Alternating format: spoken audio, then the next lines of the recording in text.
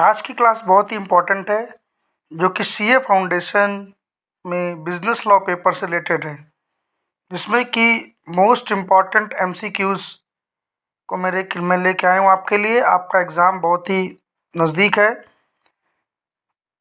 तो इसमें आप द इंडियन कॉन्ट्रैक्ट एक्ट 1872 के अंतर्गत सबसे पहले unit number 1 nature of contract में बात करेंगे। देखिए, इंस्टीट्यूट ने कुछ एमसीक्यूज़ दे रखे हैं, तो उनको आप एग्ज़ाम जाने से पहले एक बार देख लीजिए। जैसे कि नेचर ऑफ कॉन्ट्रैक्ट में यूनिट नंबर 1 में एक एमसीक्यू दिया है, जिसमें लिखा है a dress is displayed in showroom with price tag attached to the dress. A buyer is interested in dress and ready to pay the price. एक showroom में एक ड्रेस डिस्प्ले में लगी है, जिस ड्रेस में प्राइस टैग भी लगा हुआ है। एक बायर वहाँ पे आता है जो कि उस ड्रेस को पसंद करता है, उसके लिए पेमेंट देना चाहता है। अब यहाँ पे दो ऑप्शन है। पहला ऑप्शन यहाँ पर है, the shopkeeper can not refuse to sell the dress as the buyer has accepted the offer.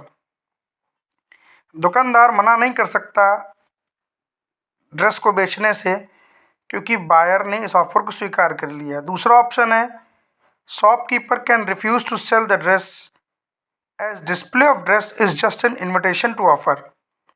कि शॉपकीपर ड्रेस को बेचने से मना कर सकता है, क्योंकि जो डिस्प्ले है ड्रेस का वो केवल एक इनविटेशन टू ऑफर है, ना कि कोई ऑफर है।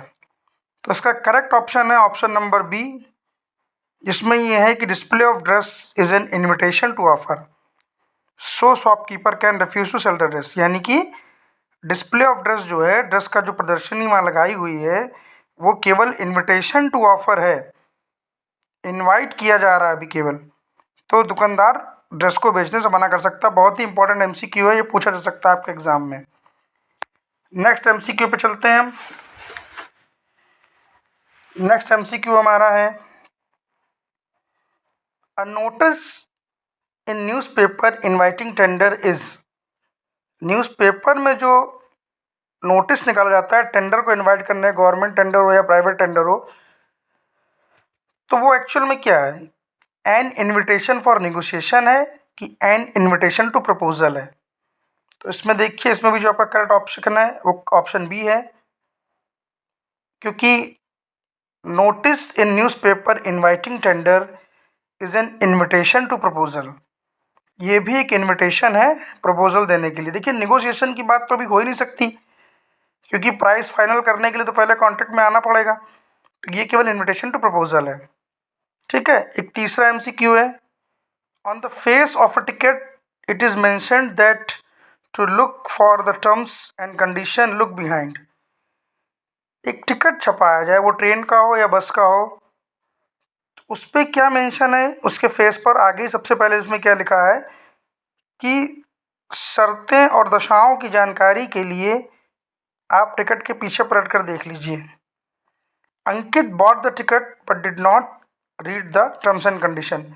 अंकित ने टिकट तो खरीद लिया, लेकिन उसने टर्म्स एंड कंडीशन नहीं पढ़ी। अब क्वेश्चन है, whether he is bound by the terms and condition और he is not bound by the terms and condition. क्या वो कंडीशन से बाउंड नहीं करेगा या वो कंडीशन से बाउंड करेगा? तो देखिए, इसमें option number b correct option है कि Ankit is bound by all the terms and condition whether he read it और नॉट। भले उसने उन शर्तों को पढ़ा हो ना पढ़ा हो, लेकिन सबसे इंपॉर्टेंट पॉइंट क्या है, टिकट के जो मेन फेस पे लिखा हुआ था कि आप शर्तों को पढ़ने के लिए टिकट को पीछे पलट कर देखिए। तो आपने पलट कर नहीं देखा, तो लॉ ये मानता है कि आपने टिकट को पलट कर देख लिया और आपने शर्तों को पढ़ लिया। बहुत ही इंपॉर्टेंट एमसीक्यू है। तो इंस्टीट्यूट के स्टडी मटेरियल में मुझे ये 3 एमसीक्यू लगे यूनिट नंबर 1 में, जो बहुत इंपॉर्टेंट हो सकते हैं आपके एग्ज़ाम के लिए। तो इनको आप प्लीज़ कवर करके जाइएगा। Best of luck for your exam. Thank you for watching my classes, Asthana commerce classes. Thank you, thanks a lot.